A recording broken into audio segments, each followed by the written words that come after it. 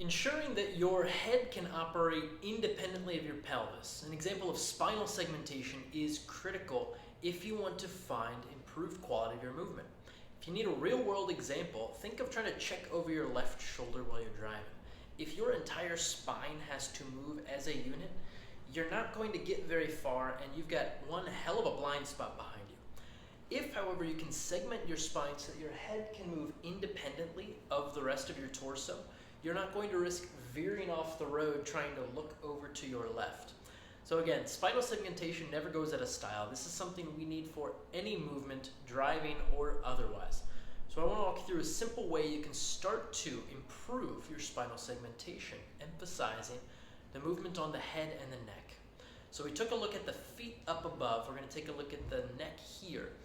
And in essence, we're going to start to emphasize top and bottom of the system to find more freedom throughout the system. So what you're going to do to begin is this. Simply start by bringing your chin down to your chest and then looking up overhead. And you'll go through this movement keeping about 10 to 30% tension through the rest of your body.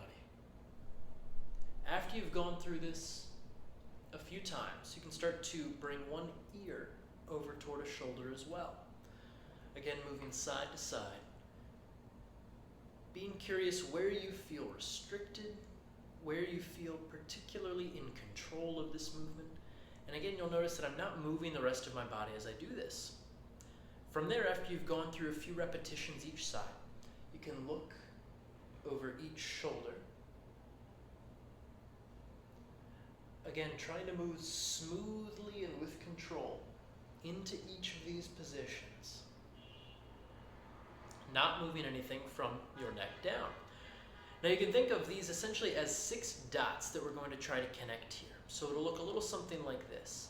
I'm going to bring chin down to my chest. Smear my chin along my clavicle to look over one shoulder. Side bend to that side as I look up overhead. Rotate through the other direction and back to center. All the while trying to keep everything from my shoulders on down as stationary as possible. There will be a slight bit of movement, but we want to minimize it. So you can reverse that as well. Chin to chest, toward other shoulder, rotating to look up overhead, other shoulder, and back down. So this is a powerfully effective way to start to train spinal segmentation, reminding your head and neck what they are built to do. In a functional sense, our head and neck are there to orient ourselves in space. I mean, think all of our sensory organs are clustered up here. We see, we smell, we taste, we hear through the orienting of our head in space.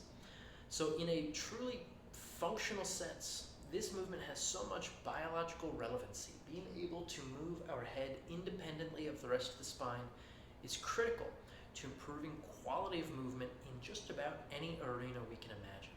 So give this a try. Again, up, down, left, right, over each shoulder, and then link this together to start to teach your spine how to work like a spine.